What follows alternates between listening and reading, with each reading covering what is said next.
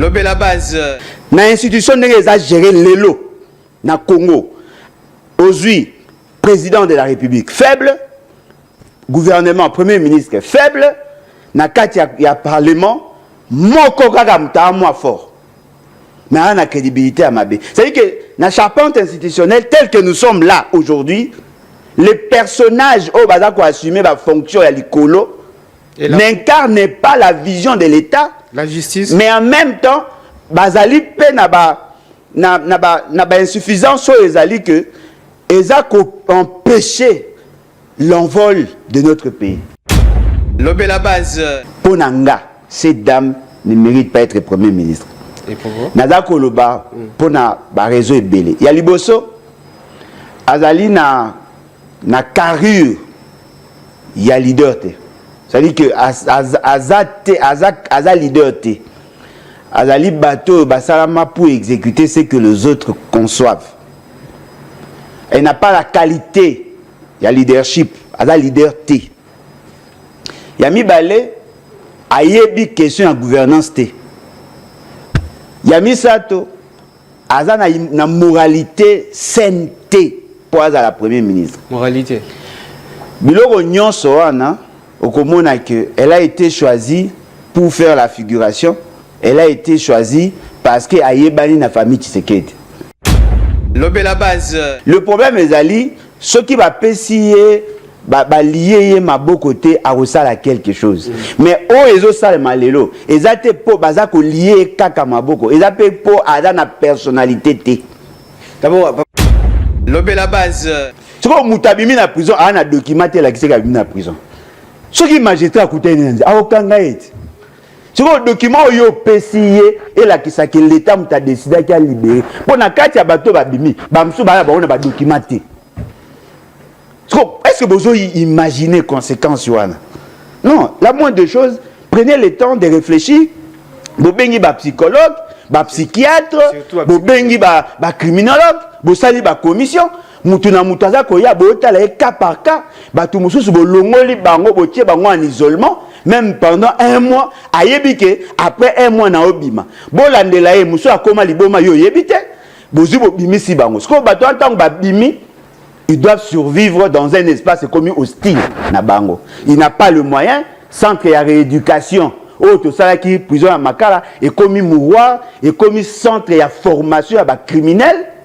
Moutoumsou Bakangaka et pour un viol sur mineur, a commis le lot pas vivre, il faut si ma machette. Bobimi si a préparé famille et sika ba yambaye, ba ebite ne ba vivre naie. Moussou pas une adresse Moussou bakangaka na Équateur, na Bandundu, batinda na Kinshasa, bobimisi na prison, a une adresse a un côté. Marozana balabala. Vous pensez que ces gens-là feront quoi pour survivre? Ils vont traquer les gens. C'est-à-dire que on a une idée à Malamu, mais maïe les landa mité na kacha musalo zosa. Lobé la base. Moussou ba populaire, mazana sens ya leadership dans le sens régalien du terme. Yango zomona que makambu ya politique ya Congo zotambola malamte. Omoni un leader c'est quelqu'un qui s'y connaît. Il faut avoir une vision claire. Il faut avoir de la personnalité. Olo bate oui na tongo non na pourquoi oui na té. Oyebi eloko zo sala, oyebi ndenge za ko conduire. Et là muto za rassembler. Ozali muto oyebi ko évaluer les niveaux d'exécution ya oyo. Oyebi ko sélectionner le casting ya bato ba osala. Oyebi quand est-ce qu'il faut faire jouer neto lo ba lelo bazate. Lobé la base. Fayoul vient, il nous dit non, au regard de la situation à pays, le pays est en danger. Et c'est un abisso tofanda to solo là. Tofanda to solo là. A salé en gros sous forme un modèle d'analyse à lobby vérité, réconciliation et cohésion nationale. Bon, on a la cohésion nationale. Vérité n'a rien après, n'est-ce pas? La cohésion nationale. Qu'est-ce qu'on entend par cohésion nationale? Dans la cohésion nationale, nous avons la cohésion nationale qui vient du mot nation. C'est quoi d'abord la nation? C'est quoi la nation congolaise? La nation congolaise est allée constituer 450 tribus qui acceptent de vivre ensemble. Lobé la base. Batu ya IDPS va remis quoi attaquer biso. Siko et que tombé que Madame Paulette qui monte ba menaça qui est pas moi si on a Denise soki kadima soki mukendi soini mukendi di chocho ah di chocho en yom to bakisi mukendi abani ko s'attaquer na Madame Paulette nga na joie qui position parce que je trouvais que c'était pas normal de voir quelqu'un alo bana mutu yo na ko kanga eza bokonzi na biso ate oke na justice ba tuto ko kutana kuna ba ba ta tribunanga moi je me suis dit na baki non na telemela ki en makasi. Ce que cette dame a utilisé un autre monsieur, il y a eu deux pièces, bah toi Félix et Kedi, a tindi a finga, a finginga, a fingi moi sinanga, a menacé moi sinanga qui a barotinda ba violer. Ba tcheli susu, moi si a cette kikuni, ba bipe ke ba ko violer. Ce qu'on est ba ko loba, ndenge ba violaka, Jakindala et puis ba kabola ba salaka violence na moi sinaye. Au moins Jakina maintenant a réagi. Alors dit non, c'est pas normal. Nous sommes dans un pays, bon mon ango le kumute, boye barape ba droit ba botika ko finga. Moi so ané ko bani ko attaquer, abani ko confirmer abi que voilà, ngam na kanga kayo, l'état congolais, c'est-à-dire le régime a fait c'est que ba pesa kaye ba moyen a kanga Jakindala, ba tindaka ye a violer, ba tindaka bango, ba sodomiser Jakindala. C'est comme ça que bino tout besoin d'information. Et Jakindala la paix à salle vidéo a confirmé qu'effectivement Makambo moi j'en ai lobby et ça là qui m'a bé mais il a condamné par ailleurs. C'est comme ça des besoins en pleurs. Mais bon le stratégie. Le pouvoir va sanctionner Jakindala pour que dossier en ait ampleur. Lobé la base. Le Rwanda nous agresse. Nous ne voulons pas que le président de la France.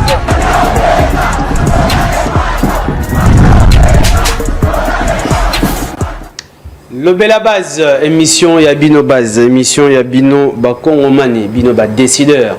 Tu rappelles à Bino qu'aucun politicien encore le bazar na makasi c'est ceux qui yo base au PC makasi wanate. Aucun leader, à cause de la leader ceux qui yo base au PC pouvoir wanate. Alors aussi ceux qui yo PC monte pouvoir, ceux qui ont la été yeba que à cela makamo selon ba désir naie et maintenant selon aux alliés ba besoin il y a Bino base. Besoin à base ali développement à la République, création d'emplois pour que Bino base beba na kosala parce que pauvreté za makasi na République démocratique du Congo au moment où nous avons au moins 80% il y a terre arable, on a minerai partout, tout ça la maï mais na Kinshasa maï ezate, maï on met les athées, courant paysate. Na plus ça qui lobby exemple moko montazo sur un téléphone, la première question lorsque tu appelles à la maison, on va dire eh Kourezali. Ceux qui ont dit Kourezali au CP parce que ce n'est pas normal que vous en courant peut-être 16 heures. Tu vas courir à courir à mari de nuit. Tout ça aussi bino base bokanga monoko bolo ba côté ba leader na bino bolo ba côté parce que bino peut poser exigeante. Alors on ne libère pas un peuple se libère. Na lobana bino toujours eloko wana. Et aussi il faut sengeli bino base beba na ko soutenir ba o ba leader bo sepela na bango o bokanisi ke baza na idée ya changer mboka parce que bo soutenir bango et ça la bango ba changer aux idées na bango te. Bien, lelo tout un plaisir makasi ya ko mapona bino ndeko Alain Bolodjoa azali président ya Lebat azali pe moko ya ba leader ya ozali plateforme ya la concertation. Président Bolodjoa mbote pe bula mon émission Lobé la base. Mbote ndeko nangai, mbote na balandi. En tout cas, merci beaucoup pour l'opportunité. Bien, les lots bétali solo il y a 100 jours, il y a maman, j'ai dit t'es soumis à la première ministre de la République démocratique du Congo, la toute première d'ailleurs, femme cause à la première ministre, tu peux t'appeler solo Italie bon ma solo à dialogue, mais aussi déjà aussi une opposition par rapport aux alliés libération, il y a acteurs politiques. Alors, est-ce que il faut seulement que ça la marche pour libérer les politiciens au moment où il y a des victimes ébélées dans la prison et aussi la prison à travers la République où il sans qu'il y ait la condamner innocent ébélés dans la prison de la République démocratique du Congo. Alors tout ça ce sont des questions ou de sujets traités Michel Elona, président Alain Bolodjoa. Mais il y a d'abord un sujet.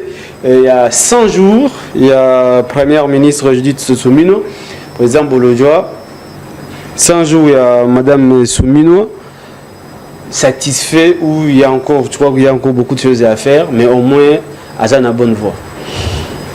Bon, aux Akolingana Lobela, ceux qui n'ont pas satisfait ou ceux qui ont en bonne voie. Moi, je pense plutôt qu'elle n'a rien fait.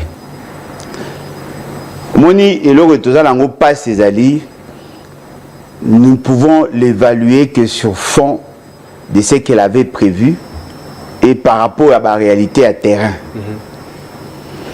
Mais ceux qui te poussaient résolument plus loin, et pourraient plutôt te me poser des questions sur le comment à Komisikawana et quels sont les éléments sur lesquels Mouto a ponaki à se baser qui pour Komisikaza. Ponanga, cette dame ne mérite pas être Premier ministre. Et pourquoi? Nada Koloba, pour na réseau et belé. Il y a Liboso, Azali na carrure, il y a leader. C'est-à-dire que Aza leader. Azali bateau, basalama pour exécuter ce que les autres conçoivent. Elle n'a pas la qualité, il y a leadership, Aza leader T. Il y a mis balé, ayebi question en gouvernance T. Yami Sato, Aza na moralité saine T pour Aza la Premier ministre. Moralité. Biloko nyonso wana, okomona que elle a été choisie pour faire la figuration. Elle a été choisie parce que ayebani na famille Tshisekedi. Nazolo ba leadership pour nani. Un leader, Azali Mouto, Azali concepteur. Un leader, Azali Mouto, ayebi ko se sélectionner de bonnes personnes. Un leader a ébi comment déployer bateau ya aponi. Un leader a ébi contrôler au bateau sala, évaluer bateau sala et puis apporter des mesures de mitigation. Yé azana yangote. Un leader a ébi mouto aza ko coordonner. Pourquoi? Parce que ce que tali na constitution, na article 93 de notre constitution. Balobi nyonso ça na gouvernement, c'est sous la direction et la coordination du Premier ministre. C'est-à-dire qu'Azali Mouto, il faut y aller à Lingi. Nous avons cet exemple, Moro. Entraîneur, le quoi il bengue. Azali qui leader de l'équipe nationale. C'est-à-dire que ma PC mission, voilà, toi, na posa au même équipe nabiso à tel niveau. Qu'est-ce qu'il fait? Il mobilise le moyen. Akeko Luka, banani o bagoyiko aider à atteindre son objectif. Il fait la sélection à bas joueurs. À ça le système de jeu, à ça le classement, à tchèba équipe na eba kende ko beta balle et chaque fois ba beta balle, aza ko évaluer comportement à tout joueur, aza ko ta la comportement à ba joueur adverse, ata la comment baza ko se comporter, il adapte le système de jeu. Nasuka okomona ba tchebi ba to abeli but. C'est-à-dire que Azali Moutoyo ayebi ndenge ni nazo mema baninga. Oh maman na biso wana ye nakomi komona akomi osala moi makasi balo barape komona emo mingi. Mokotala tous les gouvernements et si comme moko tozo senti qu'il y a une coordination. Chaque ministre a osala o ya lingi. Si vous ye akomi ko se plaindre na comportement ba ministre. Okay. Comme il est le comportement du ministre, comme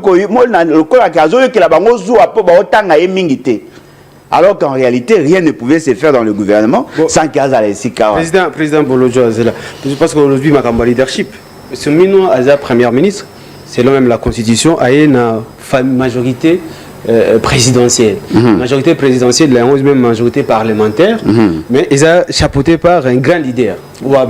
Qui est grand leader? Non, le tout-puissant leader, qui est le président de la République. Mais c'est qui n'est pas leader. Oh, vous devez définir, Azan est président de fait. L'autorité de référence, l'union sacrée. Il y a un leader. C'est donc qu'il y a un terme là-bas.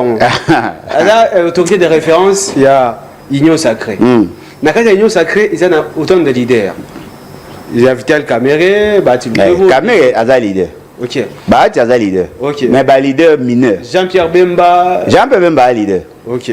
Alors maintenant, ce que vous vous rappelez, lorsque Vital Kamera Kenaki est consulté par Madame Soumino, à l'Oba, que à mon espoir, Ezali, mais à zo craindre, à zo banga, Ada na main liberté. Voilà. Est-ce que vous n'estimez pas que au caméra abandonné au banc à l'époque?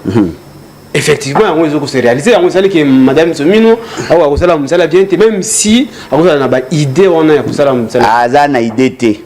Cette dame, elle est consommatrice, il y a une idée à Batou, mais n'a pas la capacité à matérialiser.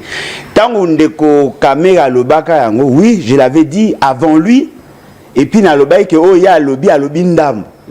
Le problème est ali, ce qui va pécier lié ma beau côté à resala quelque chose. Mais oh ils ont ça le malélo, ils ont pour bazako lié kaka maboko, ils ont pour ada na personnalité té. D'abord, je me rappelle les jours où il y a proclamation, où il y a publication, il y a gouvernement. Il y a Mabino à la base. On a posé une question par rapport à Ndenge Omona qui va ministre. Je me rappelle, que la liste et l'ordonnance d'Agna Baratir. C'est-à-dire qu'il y a tout qui nommé comme ministre. Bazaki volonté il y a soumis noité. Bien sûr. Preuve est que et aussi que qui va nommer comme le ministre, ils n'ont pas une question de redevabilité face à la première ministre. Mais aux personnes c'est-à-dire que c'est tout à fait normal légalement que le ministre va respecter ce minorité parce que ce n'est pas par son pouvoir qui. Non, le problème est d'aller fait vrai parce que il y a une constitution qui est équipée.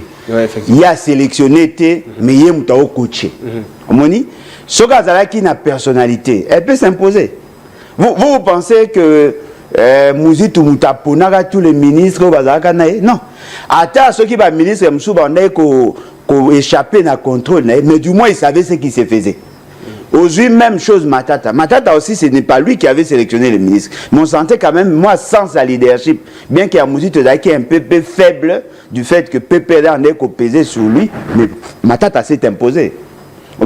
C'est quoi, oya maman eza pire. C'est-à-dire que yemoko aza nako bani. Yemoko aza muto a exécutaka. C'est-à-dire que la sélection na yé bazuye na ba cadre de collaboration.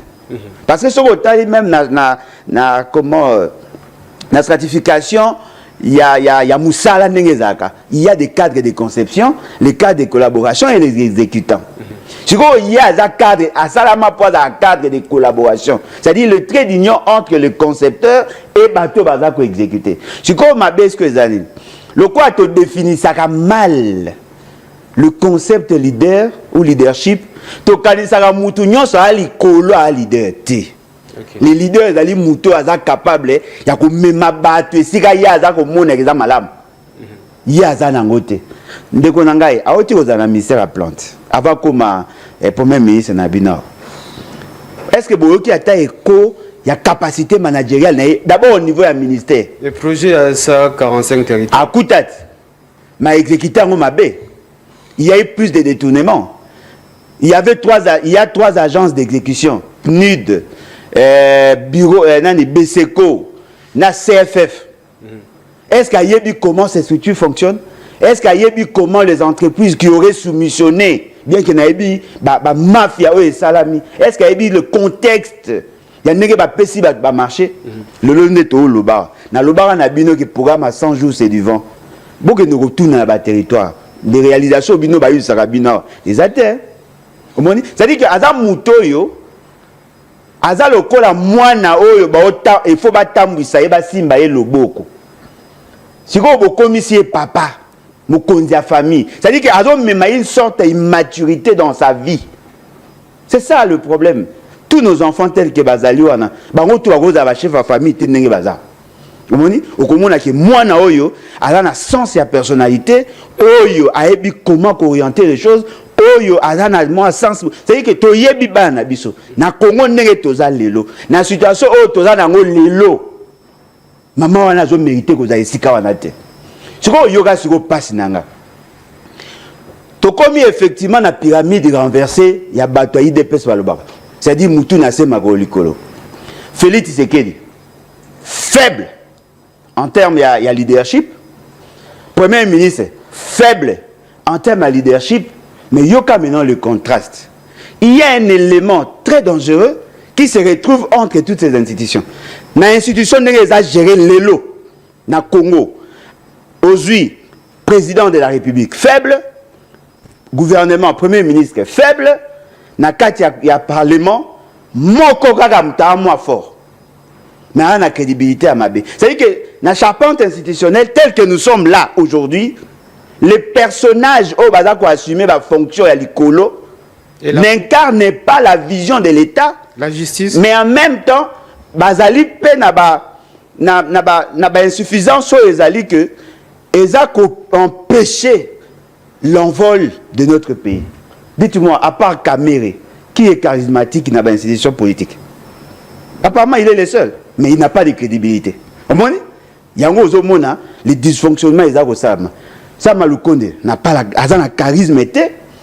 Félix Sekedi, Maman Soumina, naturellement, le pays ne va pas bien fonctionner. Tu vois, il y a moins charisme au niveau du gouvernement. La action pour séduire. Or, s'il n'y a pas de coordination au niveau du gouvernement, il y aura des chevauchements, il n'y aura pas de résultats. Il y a un autre 100 jours, il n'y a rien. Mais alors, en quoi, à propos, c'est-à-dire que sur le plan politique, et dans l'opposition comme dans la majorité, il n'y a aucun leader. Donc, tu sais qu'il dit qu'il y a un leadership. Tu sais que le père était leader. Et tous les leaders. Non, tu sais que le père était leader. Oui, à part lui. Félix Sekedi est le fils d'un leader. À part, non, mais je parle d'une manière. Mais IDPS n'a pas de leader. Tu sais qu'il y a Koufa. Il y a l'opposition qui est grand leader. Oh, mais leader Bazali, leader mineur Bazali, leader. Il y a des leaders mineurs, selon vous. Non, mais bien évidemment, fort malheureusement. Donc on peut déduire que la RDC a une absence d'un leader charismatique. Exact.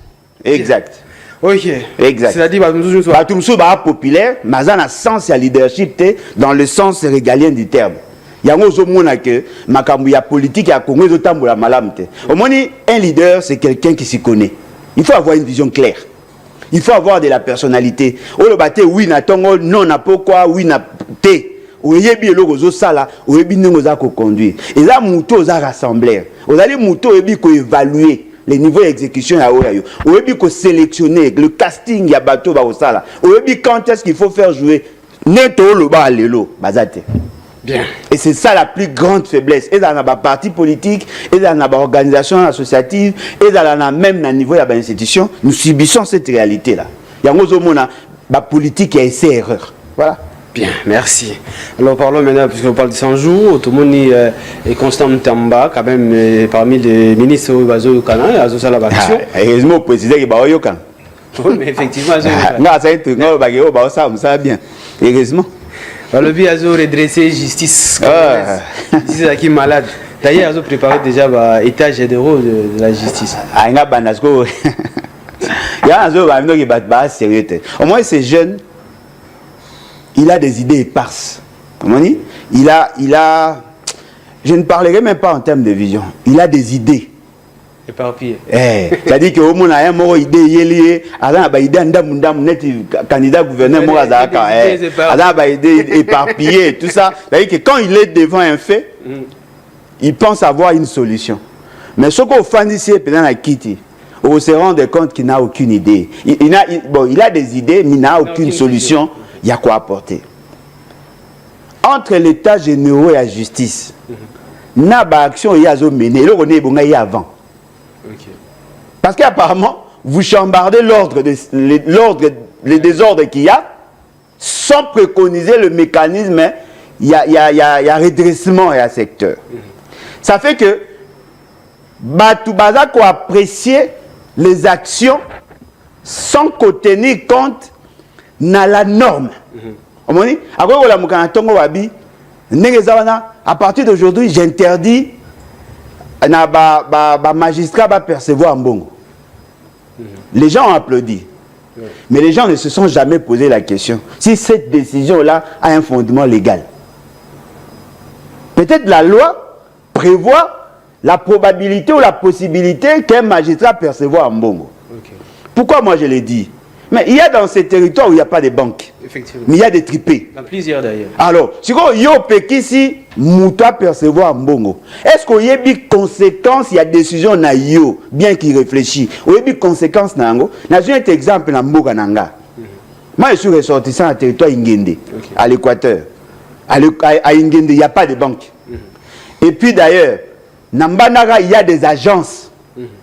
Si vous mutu bakangi na eungu, aye na tripé, na parquet, ya tripé, na ingende centre. Azako samba, il faut foutre amende transactionnelle. Yo lobi, te, awe ko foutre mbongo na maboko, te, il faut que ne ko foutre yango na banque. C'est-à-dire que la personne arrêtée doit envoyer quelqu'un. Tina Mbandaka 200 km. Attention, 200 km à Mbandaka, Yamboka, et Kokaina 200 km à Kinshasa. Pour 200 km à Kinshasa, au Rotambo, Yangondela, et Koyo, à moi, ma boulou, mes bien. Mais Kouné, Zandela, ma BP, ma casse. Ça peut vous prendre une journée. Est-ce que la faisabilité à décision est garantie? Non.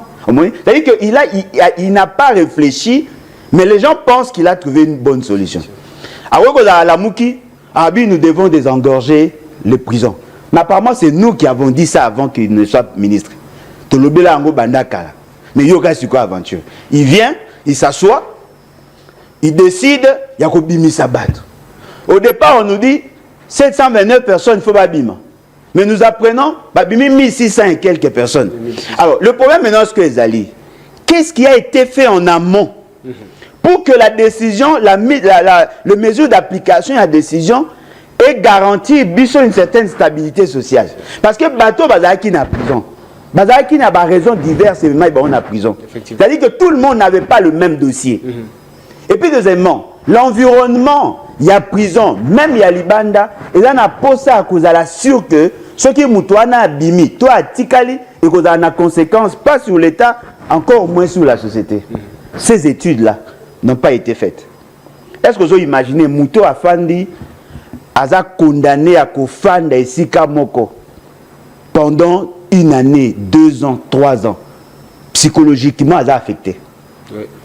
Oui. Parce que la sédentarisation, il y a un problème sur la santé physique, même la santé mentale. Je crois que Moutou, abîmé la prison, bon, me poser même pas question. État d'esprit na nini. Condition physique na nini. Ndenga zo bima okende wapi. To la suivi ndenge nini poto yeba ndenge ni ya ko gérer. Santé na nini parce que na moni batu makole pola. Ba bimisi bango alati senge na kilote.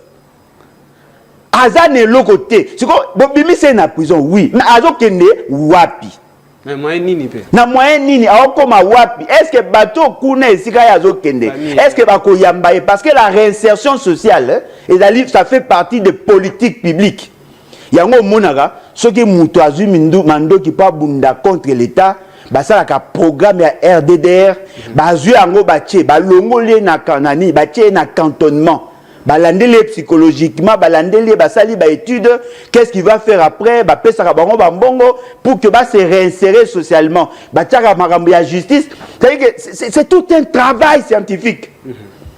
Mais comment yoro kozaka bolamuki? Ah, il faut ça va tout désengorger prison. Oui, mais les préalables au salité. Au salité. Ce qu'on mutabimi na prison, a na documenté la qui c'est na prison. Ce qui magistrat coûté a aucun gaït. Si le document est PCIE et là qui que l'État a décidé qu'il a libéré. Pour la carte ya bateau babimi, bamsou ba on a documenté. Est-ce que vous imaginez les conséquences yoana? Non, la moindre des choses, prenez le temps de réfléchir. Vous bengi ba psychologue, ba psychiatre, vous bengi ba criminologue, vous sali ba commission.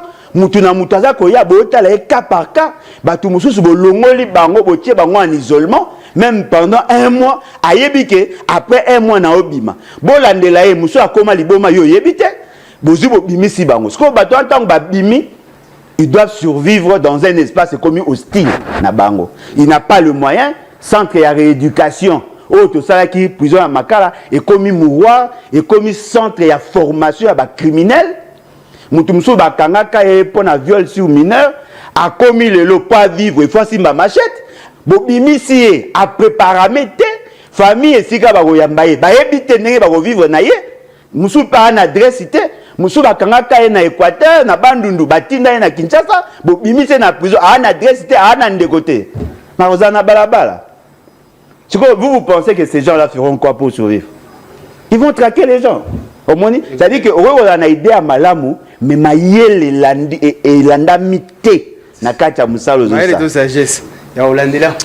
Voilà, la sagesse, il faut avoir l'intelligence. Ce sera également mieux que Kino va se préparer, puisque plus de 1600, on ne sait pas. C'est un courrier pour sécuriser comme man. Alors, vous avez mesures de précaution, Kino, il faut que vous ayez il faut les faire pour éviter les problèmes. Alors, maintenant, le plan dialogue. Président de Bolodjoa. Dialogue de la cohésion nationale et des vérités selon Martin Fayulu. Vous êtes pour? Pourquoi? Pour le dialogue, il y a Batarasop. Non, il y a cohésion nationale. Mais cohésion nationale, n'est pas. C'est-à-dire, toi, on a 450 tribus. Représentés par les leaders. Leader, il y a un parti politique. Dans le parti politique, va représenter les militants. Et les députés. Il y a un manque d'intelligence. Nous avons une province. Nous avons un Équateur. Nous avons un problème. Si vous avez une photo sur la ligne, pour tout ça bien. Et là, il faut un mais ça, respect à principe. Il y a des journalistes qui sont invités. Vous posez des questions, on a pas de réponse. Il y a des respectés, nous avons. Moi, je suis les cas bien. Mais ceux qui ont renversé le rôle. Et comme il y a des ordres. Alors, voilà. Ça dit que la coexistence entre tribus est rassurée dans la Constitution et dans les lois de la République. Ce qu'on moni Bakbao Fanda, Neto Fanda na Kinshasa, il y a plus de 80% de tribus qui se retrouvent dans Kinshasa.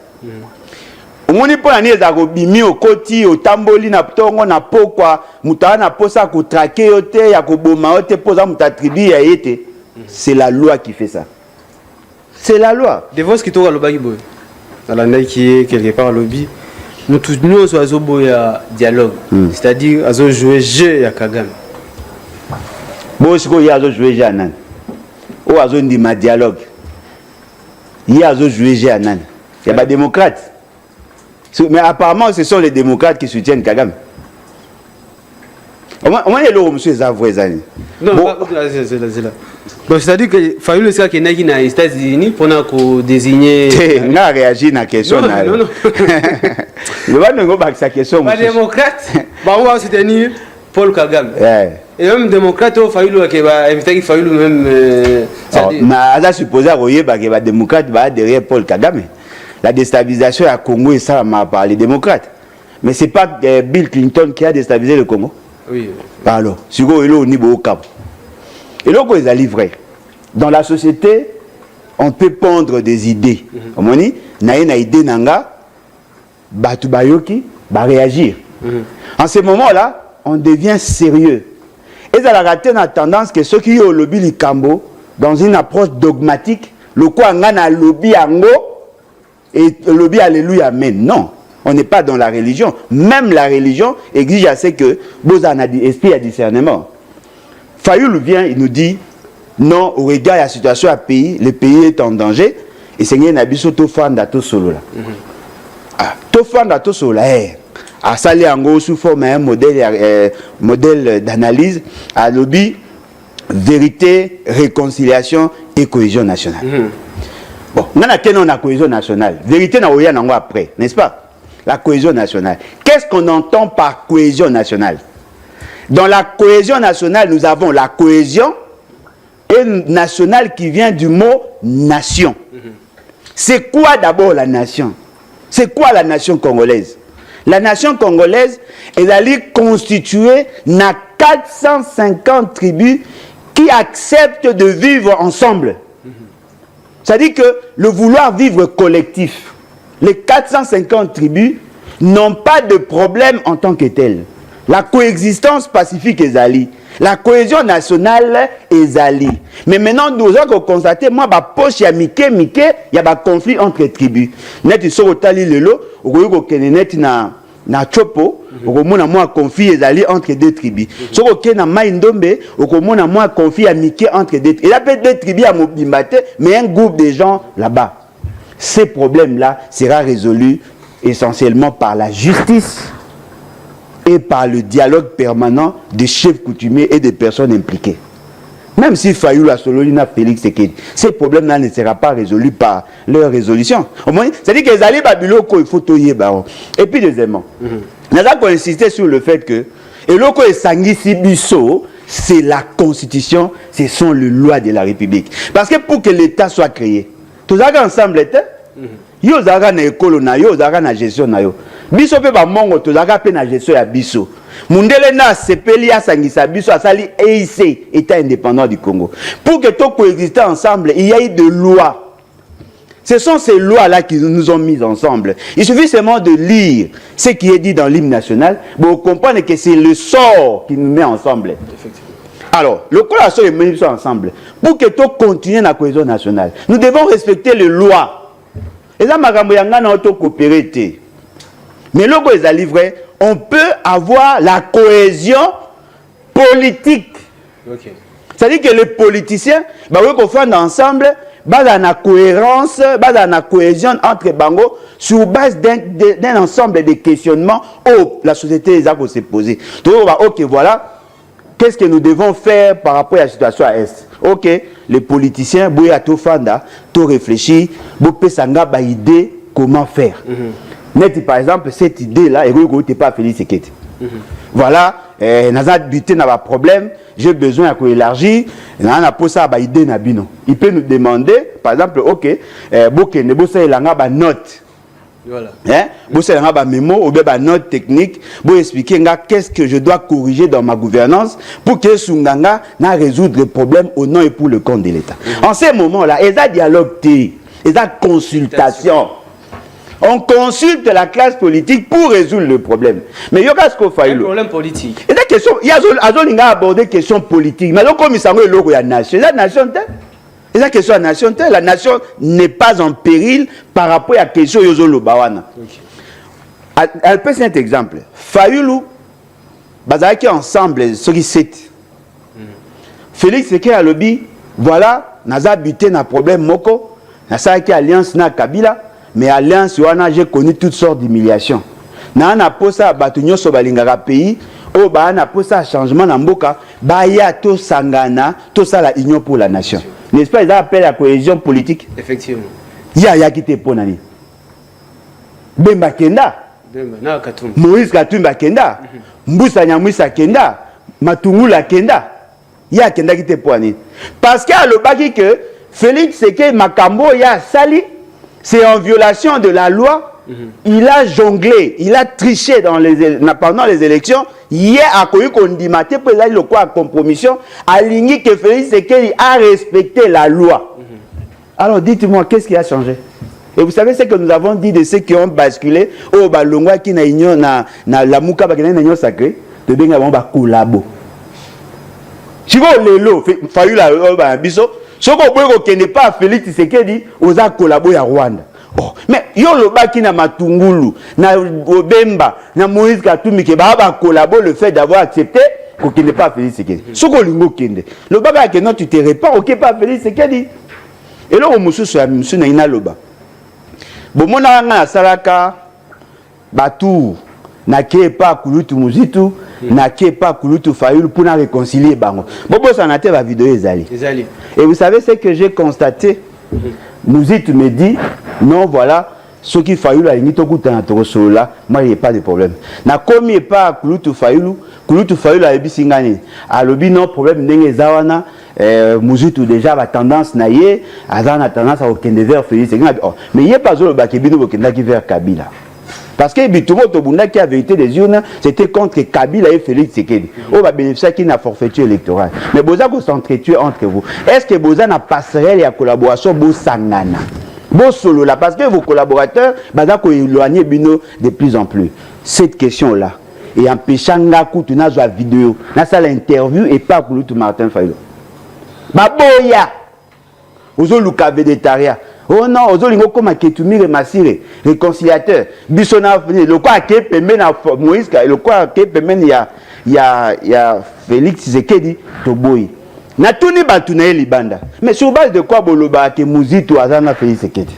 Oyoka la déclaration n'a été après ça kaeba proposition à encourager la gouvernance na e. Moussou azaki permet na bini. Oyebite que moi si na ya muluba. Tiens, mais toza moi c'est à muluba la cité toza mutaide pèse. Alors aujourd'hui, qu'est-ce qui a changé? Parce que dialoguer avec Félix Sekedi. Ça veut dire vous allez échanger, vous allez vous dire des vérités. Félix Sekei Koloba Bino ba vérité, Bino pe Boloba na ba vérité. Ceux qui Bolobi na ba vérité, après vous faites quoi? Vous allez vous réconcilier. C'est-à-dire que vous faites des sikamoko, vous savez ma bête. Mais ces résolutions-là, et qu'on a déversé d'un niveau institutionnel pour leur applicabilité. Parce que vous connaissez sur la bino. Et d'ailleurs, nous pouvons encore appliquer. Non, mais on va appliquer Félix Sekei, non? Parce que condition pour que Félix Sekei ait dit Makosoana Fayulu et Daga Moko. Fayulu a reconnaître le la président. Ce qu'on reconnaît, c'est-à-dire vous vous réconciliez. Ce qu'on peut saluer la résolution Nabino. Beaucoup Kenesco, beaucoup si Félix Sekei a appliqué. Qui vous dit que Félix Sekei a la capacité d'appliquer ce que vous dites? Parce que beaucoup ça n'a été que la constitution actuelle. Et ça accord entre les partis. Et tiens, tu sais qu'il a signé ça, non? Constitution? La constitution actuelle, ils allaient accorder. Non, mais tu sais qu'il était contre la constitution. Non, non, la substance, la base, il y a constitution, ils accordent. Okay. Accord à Santiti. Et tiens, tu sais qu'il a signé Kango. A signé Ka. Andima la constitution en transition, oui ou non? Bah, la désignation, il y a vice-primature. Mais lorsqu'on élaborait la constitution en transition, Etienne Tshisekedi était d'accord, non? Du coup, cet accord, et Sangisa, Boyoka, dans cet accord, et Sangisa, toutes les parties prenantes, toute l'opposition, armée, non armée, la société civile et les autres forces vives, Sangana pour constituer la base philosophique de la constitution autour de la Ngolelo. Sans mandat à peuple. Oh, bon, il y a un mandat à peuple, vous attendez. Il y a un non, mais c'est le point 7, je crois, il y a une question que tu as posée à lobby.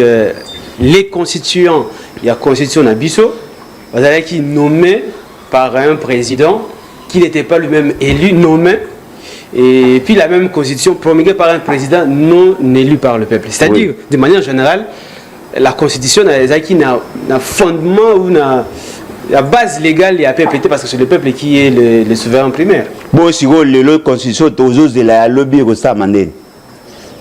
pour ceux qui ont les alagate, il y a ce qu'on commandé.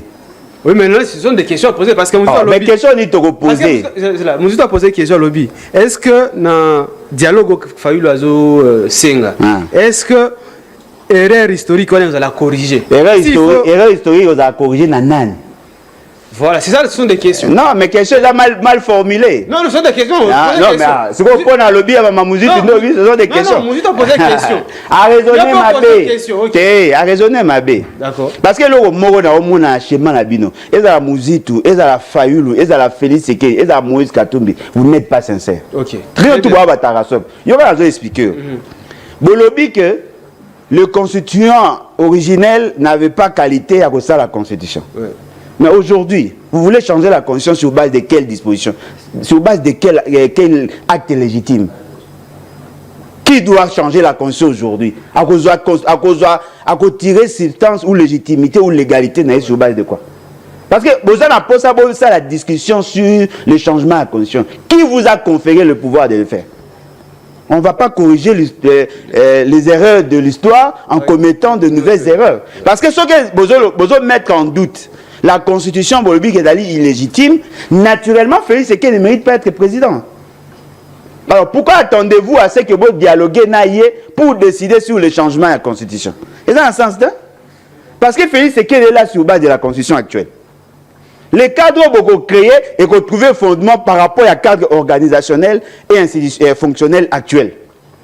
Mais il y a moyen, dans le dialogue, bon, il faut changer la constitution. Oh. Il faut que le peuple désigne les constituants. Mais vous désignez les constituants comment? Non, les constituants. Comment? En allant aux élections, bien sûr. Oh, mais vous avez l'élection. Non, tout ça. C'est quoi l'élection sur base de quel texte? Très bien. Et quelle est la légitimité à texte de Wana? Bon, raisonnez bien. Toujours de bonnes. Bon, raisonnez bien. Parce que mais ce que vous voulez faire aujourd'hui, c'est ce qui a été fait. Pendant que Kabila a accédé au pouvoir, il n'y avait pas une constitution, n'est-ce pas? Oui. On était régi par des décrets. Il y a le président de la République, Laurent Désiré Kabila. Parce qu'on avait dissolu toutes les institutions et la constitution en transition à Mobutu. C'est sur le fond de ça que Batubabou reconnaître le pouvoir, il y a Laurent Désiré Kabila. Bazui Minduki, babi ok, pour que aussi ça Minduki, aussi ça Bitumba, et c'est na ba Congolais nyons sur toutes les parties prenantes, ba fanda autour d'une table bas là. Ils ont commencé na ba osa ba tractation pour que to comme à la Sun City. Mais Sun City c'était un dialogue. Ouais. Et sur base de cette Sun City, ne va salir accord global et inclusif. Et sur base de l'accord global et inclusif, ne va salir constitution à transition. Bon, il y a une différence de la constitution à transition la constitution à 2006 telle qui est révisée à ce jour. La constitution à transition est là qui une constitution de belligérants. Bazui Basali, transition à Bango il y a 3 ans, va proposer un projet à constitution.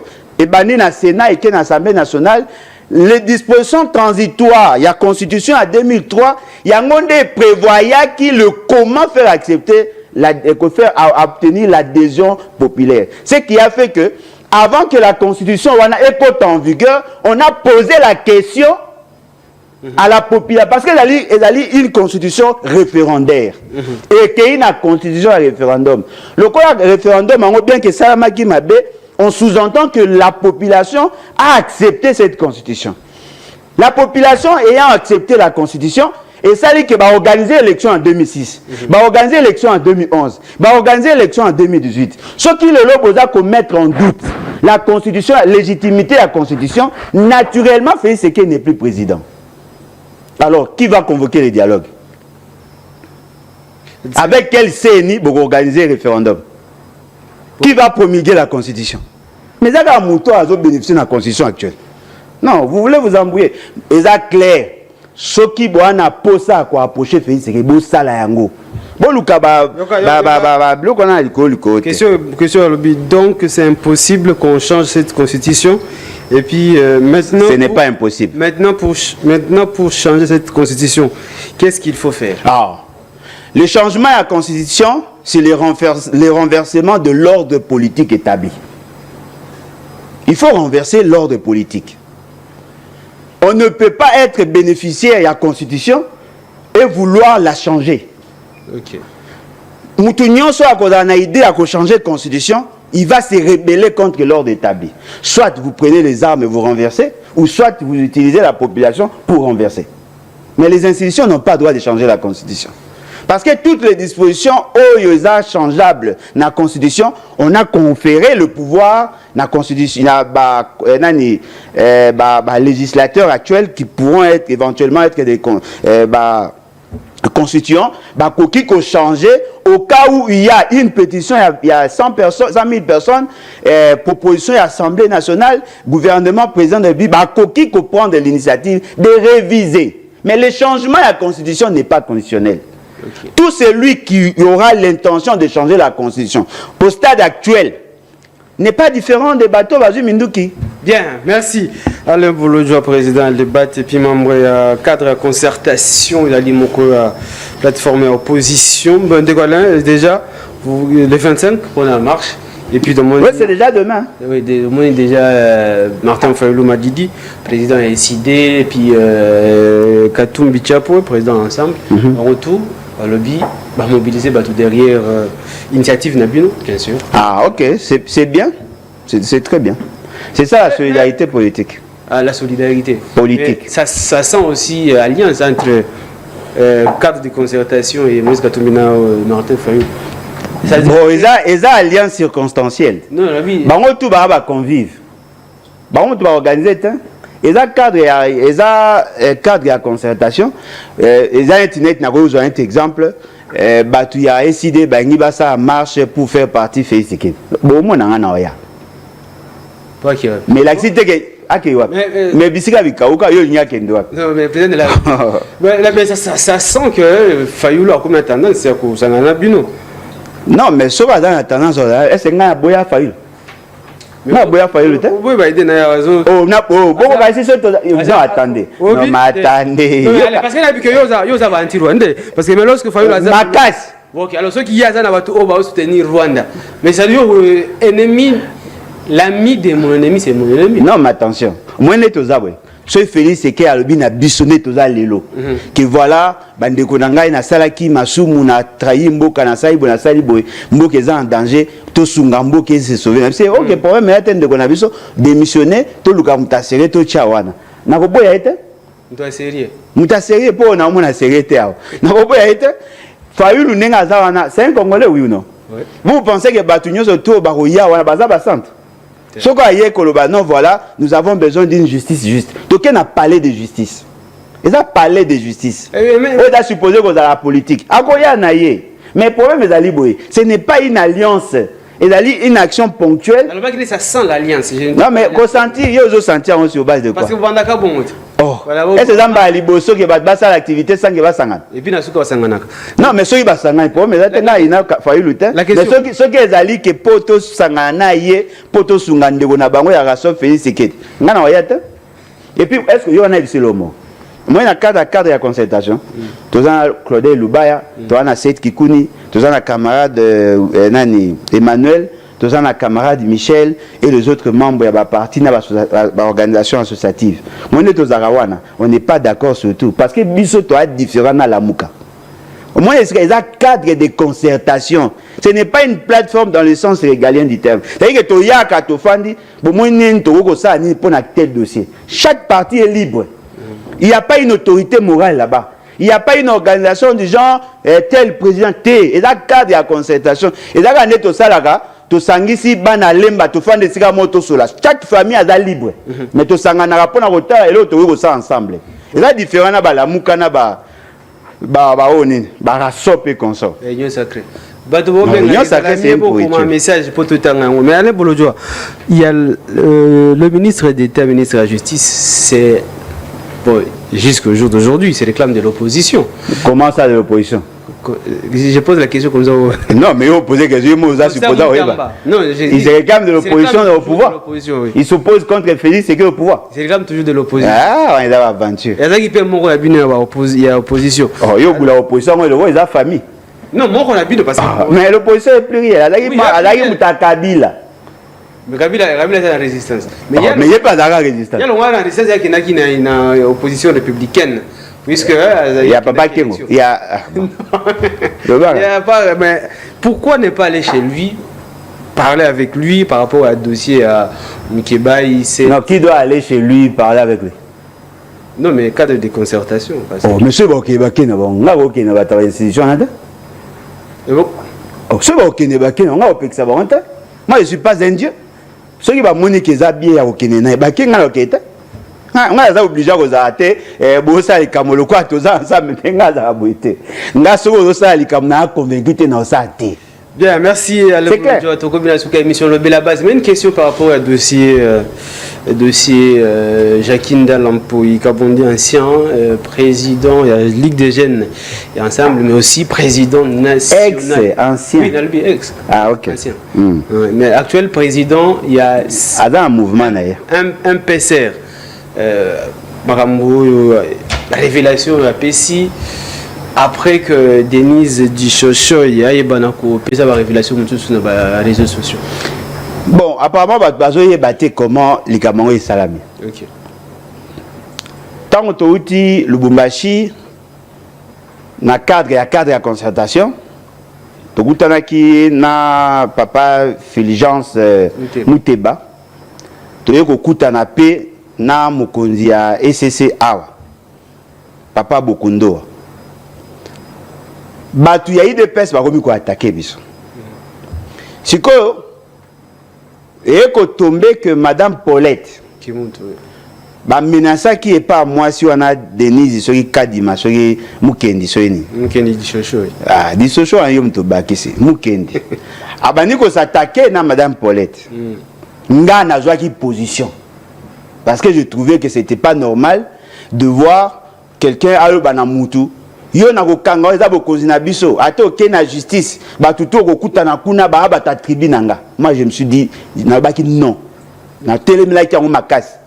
Ce que cette dame a utilisé un autre monsieur il y a eu de peste ba Félix Sekedi a tindi ye afinga afingi mwasi nanga a menacé mwasi nanga ki ba kotinda ba violer ba tcheli susu mwasi ya Seth Kikuni ba bipeke ba ko violer. Si ko ne ba ko loba ndenge ba violaka Jakindala et puis Kabola Salaka violence dans moi sinaï. Jakindala maintenant a réagi. Alors non, c'est pas normal. Nous sommes dans un pays bon mon angolo kumute boye barape ba droit ba botika ko finga. Moi sur année ko bani ko attaquer abani ko confirmer abi que voilà ngamna kangaka yo l'état congolais, c'est-à-dire le régime a fait c'est que ba pesaka ba moyen akanga Jakindala ba tindaka ye a violer ba atindaka bango ba sodomiser Jakindala. C'est comme ça que bino tout besoin d'information. Et Jakindala paix à saler vidéo a confirmé qu'effectivement Makambo moi j'en ai lobby et ça qui m'a bé mais il a condamné par ailleurs. C'est comme ça des beaux yeux en pleurs. Mais Bologasco stratégie. Le pouvoir va sanctionner Jakindala pour que les dossiers en aient en pleurs. Babi a l'écarté pendant 45 jours. Non moi je suis mais en fait réplique ils allaient qui avant que va sanctionner. Non je battais. Quand Jakindala officiellement il y a le bagi qui non mais PCK ba référence avec Kaisa pour les gars va sanctionner pour Jakindala Lobaté. Va sanctionner pour Jakindala Lobaté. Tant on que ça la audio nani vidéo ni live na TikTok avec maman Bibi Kapinga, c'est comme ça qu'il a confirmé. Mais pendant que la dame m'en parlait, va éviter va empêcher à ce que les Cambouana ils ont en pleurs. C'est nous qui avons fait que Batouba Yeba ce qui a été dit. Et Jakindala a confirmé qu'effectivement c'était ça. Ce qu'on a au cas, silence radio. Est-ce que vous voyez que ça va faire grave? Fait grave, c'est-à-dire que l'ANER, qui a pour mission de sécuriser l'État, a commis qu'on a utilisé pour sodomiser les opposants. Est-ce que vous voyez la gravité et le quoi? C'est-à-dire que dans l'État congolais, qui prétend combattre l'homosexualité, mais on a encouragé à sodomiser. On arrête les opposants pour les amener au cachot, pour sodomiser Bango, pour humilier Bango. Et puis j'ai fait ça sans cœur. Mais voilà, c'est long. Mais on les a formés, on les a formés, pour qu'ils échappent à la justice. Ceux qui moutent ça la bien. Azaki membre du parti politique, oui ou non? Azaki candidat député national, oui ou non? Azaki candidat, oui ou non? A tu créé parti, ou tu as créé, oui ou non? Les bons naïs, bani pour de Siligi. Ceux qui ont les bons bateaux, batina qui peut ma bouma. Parce que non, tika ba biloko wana. Parce que bo linga bo éviter nini, bo échapper nini. Il y a eu acte d'immoralité. On doit arrêter l'ancien âge. Il y a un air, on doit dédommager Jakindala. C'est clair. C'est moi. Non, mais yo zo lingo bimisa loko abatba lobate. Là ce qu'on a supporté va pexanga ko loba. Loba. Par rapport à la réaction même dans les réseaux sociaux. Il y a les gens qui se posent des questions. Pourquoi Jakindala Azeli ba menasaka est de mort? Non, ça n'a pas de réponse. Non, ba menasaka est de mort, ba bisoka a dévoilé en ngoyoko. Le fait c'est que moi je suis en lobby. Biso ne toujours amplifier les câbles. Ngande na télémillion. Et puis, vous voyez, ma femme, ne pensez pas que ce aussi moi, c'est dans la kimia. Moi, je suis un démocrate pour vous saluer ma bête physiquement. Si vous touchez à ma femme, je deviens comme vous. Hein. Et si vous pensez que Binonde Boan a un monopole à la violence, bon, mais caca. Alors, il faut quand même l'authenticité, qu'on vérifie le fait avant. Mais quel est cet aventurier qui dit ça? Mais c'est un aventurier. Un homme sérieux ne peut pas dire ça. On va authentifier quoi? Moutou a tindaki batuba violé, a lobby que yem tasalaki. Moutou a qui violé a lobby que ça vrai. Yo a authentifié ni. Ba convoquer des mois si ou anande. Pourquoi yeba au kangaete? Et puis c'est la même femme à l'oba qui est procureur général, il y a République près à cour constitutionnel à Zara corrompu. Il y a pega mtaloba qui est procureur, nani président à cour constitutionnel à Zara corrompu na ba élection. Mais pourquoi elle est impunie? La bonne question. C'est pas normal. C'est pas au boulet que ma bokonzina bino pesi bino ma papu ya opimba. Boye ba ngo ma papu. Yompongo ato mati likolo ndenge nini. Tu ne deviendras jamais habitant du ciel. Un jour bozongara nase. Et moi j'encourage, je demande à tous ceux qui aiment la patrie congolaise. Tout sangisa moyen. C'est nani comment la victime il y a bateau Jakindala a porté plainte. Si on porte plainte ici, on portera aussi en international. On a toutes vos identités. Bino tout bateau vous prétendent avoir le pouvoir. On va vous porter plainte en international. Parce que les gens risquent de croire que Boza va super homme, beaucoup mis banzambe. Boa banzambe te. Bien. Et mutabanga abino pazate. Merci Alain Bolodjoa. Merci également Nabino Baz. Merci Nabino Bakongomani. C'est qui est sûr, Makambwana, il s'est dit Bino surtout Bakongomani Toboy en haut, et tout les mêmes en haut, puisque et là, on sait le Jakinda, le lobby était déjà tourné. Ah, voilà. Ceux qui y ont le lot, ils ont été là, on a beaucoup pour vous peut-être dans le pouvoir. Il y a que le lobby, pour vous en opposition, on ne sait jamais. Peut-être le lobby est là. Si vous avez le bac, non, on a la cause, pour être en opposition, il y a la base. Donc le baisage doit il faut boyer que elle retourne bakabiliste à lobby de l'obazana en opposition on ne sait jamais ce que dit IDP qui est en opposition les deux en pouvoir lobby peut changer. Merci de revenir sur la émission Lobby la base. Merci le président Le Bolodjoa le bat aussi cadre il y a cadre de la concertation mot de la fin Lobby la base.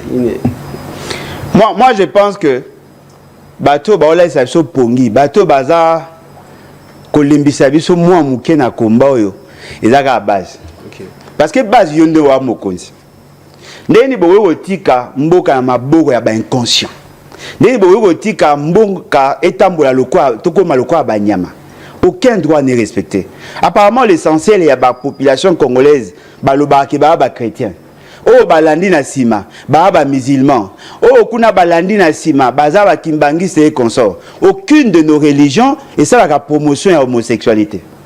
Notre constitution est là pour combattre l'homosexualité mais Félix c'est que na batu na baza ko imposer biso homosexualité na okama ndeni bofandi kimia muto a sali déclaration bokangi botie na kasho bozui botindi batu ba violer ba sodomiser ba si botie na prison. Je me pose la question le juge ou a Sambisaka Jakindala pona nino traitera dossier wanate parce que c'est pendant ce temps-là qu'il était jugé qu'il a été sodomisé.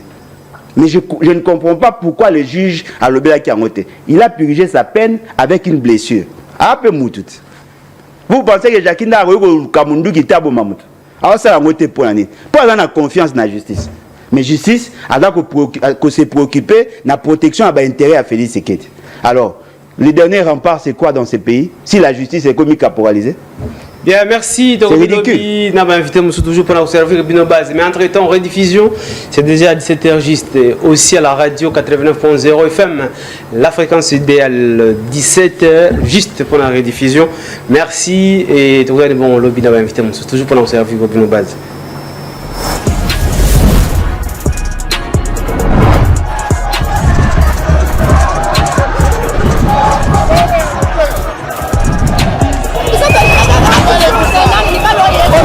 Nous agresse. Nous ne voulons pas que le président de la France